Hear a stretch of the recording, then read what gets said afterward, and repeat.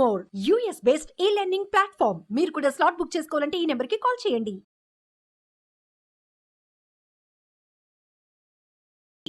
రామ్ ప్రసాద్ గారు ఎప్పటి నుంచో మ్యూచువల్ ఫండ్స్కి సంబంధించిన వీడియోస్ చేస్తున్నాము.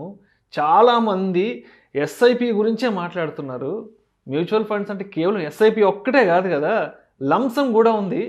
ఎందుకు ఎవ్వరూ కూడా లంసమ్ గురించి పెద్దగా మాట్లాడట్లేదు? లంసమ్ ఇన్వెస్ట్మెంట్ గురించి ఎవరు పెద్దగా ఇన్ఫర్మేషన్ ఇవ్వట్లేదు. ఏంటి లంసమ్ ఏదన్నా ఇబ్బందికరమైన ఇన్వెస్ట్మెంట్ అంటారా? వెన్ కంపేర్డ్ విత్ ఎస్ఐపితో పోల్చుకుంటే అంటే ఎంతసేపటికి ఎస్ఐపిలో కనీసం 500 పెట్టుకోండి, 200 పెట్టుకోండి, 1000 రూపాయలు పెట్టుకోండి అంటూ పదే పదే ఎస్ఐపి ఇన్వెస్ట్మెంట్ గురించే ప్రస్తావిస్తున్నారు. కానీ లంసమ్ ఇన్వెస్ట్మెంట్ గురించి ఎందుకు ఎవరు పెద్దగా ప్రస్తావించట్లేదు? దాని వైపు దృష్టి ఎందుకు తీసుకెళ్ళట్లేదు అంటారు? తప్పకుండా అండి విష్ణు గారు. లంసమ్ అండ్ ఎస్ఐపి రెండింటి మధ్య వ్యత్యాసం ఏంటి? రెండు మ్యూచువల్ ఫండ్స్ ఒక్క దఫాలో పెడితే దాన్ని లంసమ్ అంటున్నాం. విడతల వారీగా పెడితే విడతల వారీగా వీక్లీనో మంత్లీనో డైలీనో పెడితే దాన్ని ఎస్ఐపి అంటున్నాం.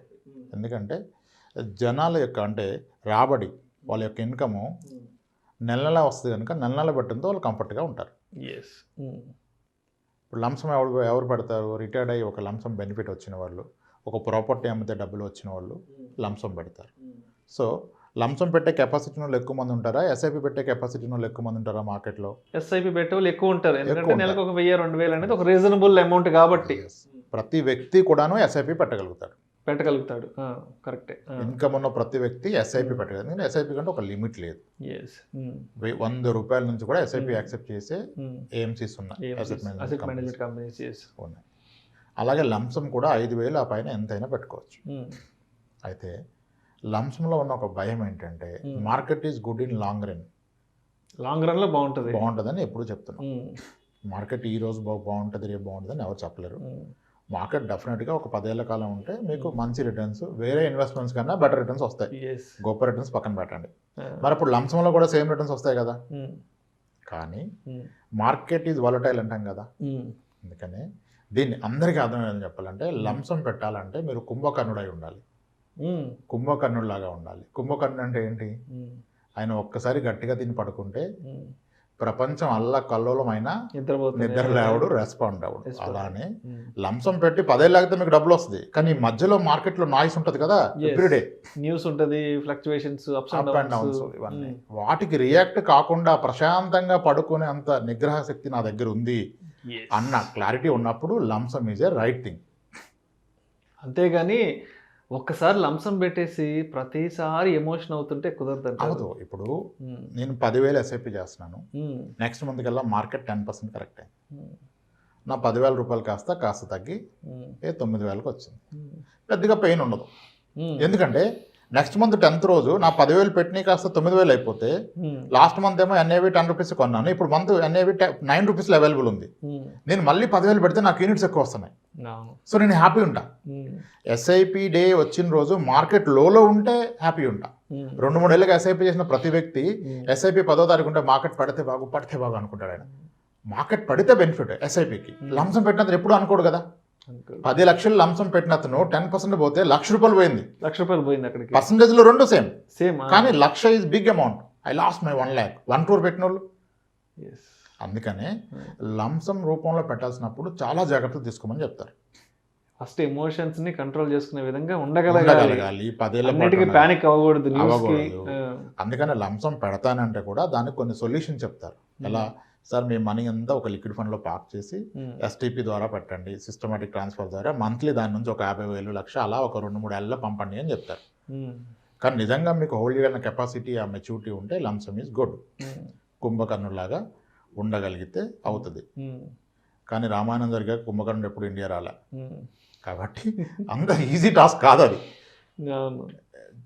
ఒక లాస్ట్ రీసెంట్ రిటర్న్స్ చాలా స్ట్రాంగ్గా ఉంటారు మనకంటే. ఏం కాదు సార్, మార్కెట్ పడితే ఏమైతే సార్ మళ్ళీ పెరుగుతుంది పెడతా అంటాడు. కానీ పెట్టాక పడితే అలా ఉండరు. అప్పుడు వాయిస్ స్లో అయిపోద్ది. ఎలా అయిపోయింది ఏంటి సార్ అంటాడు.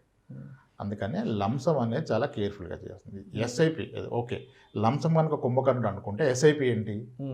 ఎస్ఐపి అనేది వానర సైన్యం. ఈ సైన్యాన్ని అంత పెంచుకోబట్టే వారధి కట్టగలిగారు.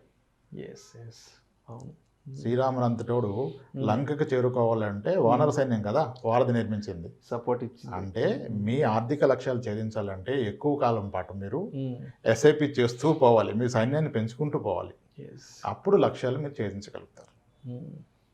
ఓకే, సో ఎస్ఐపి అనేది డిసిప్లైన్డ్గా మంటూ పెట్టుకోవాల్సింది.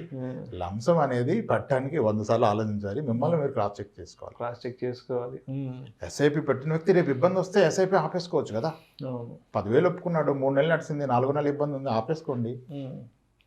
లేదు 10,000 అవ్వట్లేదు సార్, 5,000 చేస్తారు, చేసుకోండి. ఇదేం ఇన్సూరెన్స్ పాలసీ కాదు కదా, మీరు ఎలా తగ్గిస్తారు ప్రీమియం, ఇప్పుడు ఆ పాలసీ అవ్వదండి చెప్పడానికి కాదు. లేదు సార్ నాకు ఇబ్బందిగా ఉంది, 3 నెలలు ఆపుతాను, ఆపుకోండి, ఎవరు వద్దన్నారు. లేదు సార్ ఈ మంత్ నేను నాకు కట్టడం అవ్వదు, మరి నేను ముందుగా అనుకోలేదు, రేపు డిడక్షన్ ఒక 5 డేస్లో డిడక్షన్ ఉంది, 10వ తారీఖు కట్ అవుద్ది, నాకు ఈరోజు అమౌంట్ ఉండదని అనిపిస్తుంది, ఎలా సార్ అంటే ఏం ఇబ్బంది లేదు, ఆల్రెడీ మీరు పెట్టిన దాంట్లో 10,000 రిడక్షన్ కొట్టండి, మీ బ్యాంక్ అకౌంట్కి వస్తుంది, మళ్ళీ వెళ్ళిపోద్ది వెనక్కి, మీకు ఎటువంటి ఇబ్బంది లేదు. ఎస్ఐపిలో మీకు కమిట్మెంటే లేదు. నిజానికి ఎస్ఐపిలో మీరు ఎక్కడ లాక్ అవుట్లా, యూ హ్యావ్ నో కమిట్మెంట్. ఇంత మొత్తమే పెట్టాలా, 10 ఏళ్ల పాటు ఇది కొనసాగించాలి, ఎలా కొనసాగిస్తారు? 10 ఏళ్ల పాటు ఎలా ఉంటుందో మీకు తెలియదు కదా.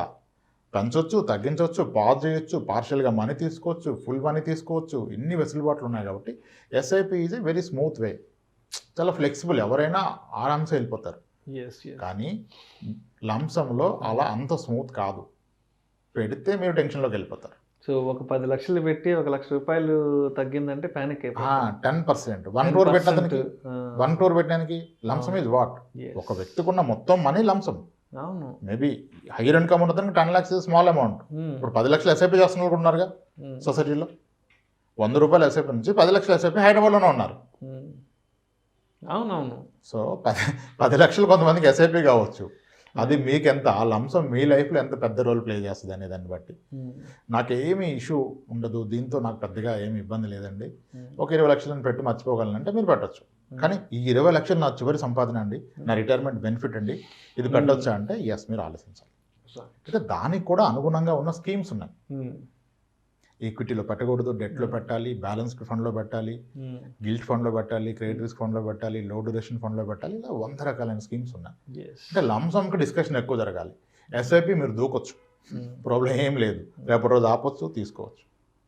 ఎస్, అందుకని లంసం గురించి మాట్లాడడానికి కారణం ఏంటంటే జనాలకి ఇబ్బంది లేకుండా వెల్త్ క్రియేట్ చేయడం కొరకే ఎస్ఐపి గురించి మాట్లాడుతున్నారు, లంసం వదిలేసి. అంటే పెద్ద అమౌంట్ కాబట్టి ఏదైనా న్యూస్ వస్తే ప్యానిక్ అవుతారు కాబట్టి కొంత దాని నుంచి ఉపశమనం కల్పించడానికి ఎస్ఐపి వైపు తీసుకెళ్తారు.